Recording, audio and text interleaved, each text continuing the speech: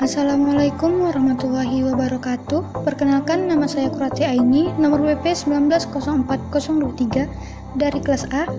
Pada video kali ini saya akan menjawab pertanyaan tentang genetika bakteri. Soal yang pertama, jelaskan karakteristik materi genetik bakteri jika dibandingkan dengan materi sel eukariotik. Pada materi genetik bakteri, DNA sebagai pembawa sifat makhluk hidup. Dan pada materi genetik sel eukariotik, DNA kandungan dari kromatin dan RNA. Pertanyaan kedua, bagaimanakah mutasi dapat terjadi? Apa keuntungan dan kerugiannya bagi sel bakteri? Mutasi terjadi apabila kerusakan gen yang disebabkan oleh perubahan proses transkripsi dan proses urutan asam amino dari protein yang merupakan produk gen. Keuntungan bagi sel bakteri adalah untuk mendapat variasi genetik yang unggul, sedangkan kerugiannya adalah terjadi kerusakan informasi genetik. Pertanyaan ketiga, bagaimanakah proses sintesis protein pada sel bakteri?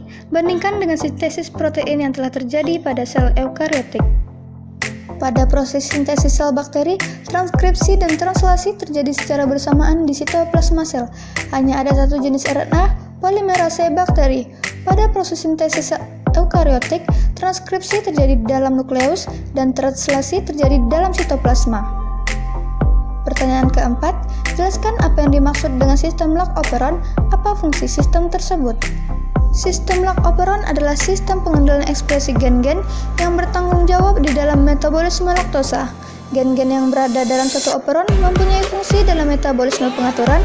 Ekspresi operon laktosa dilakukan oleh suatu protein regulator yang berinteraksi dengan promotor. Pertanyaan kelima, bagaimana proses perbaikan DNA yang rusak pada sel bakteri? Proses yang pertama yaitu perbaikan bebas kesalahan, yaitu DNA yang diperbaiki sama seperti keadaan semula. Yang kedua, perbaikan dengan fotoreaktivitas, yaitu menggunakan enzim fotoreaktivitas yang dapat memutuskan ikatan kovalen basa. Yang ketiga, perbaikan eksisi, DNA yang rusak dipotong pada bagian yang rusak lalu disambung oleh enzim polimerase dan ligase. Yang keempat, perbaikan rekomendasi post-replikatif, yaitu tas DNA induk yang rusak akan menghasilkan DNA tiruan yang mempunyai celah setelah duplikasi. Yang kelima, perbaikan tidak bebas kesalahan, yaitu bagian DNA yang rusak diperbaiki dengan komponen yang mungkin tidak sama dengan komponen yang hilang. Baiklah, sekian jawaban dari saya. Apabila ada kesalahan, saya mohon maaf. Wassalamualaikum warahmatullahi wabarakatuh.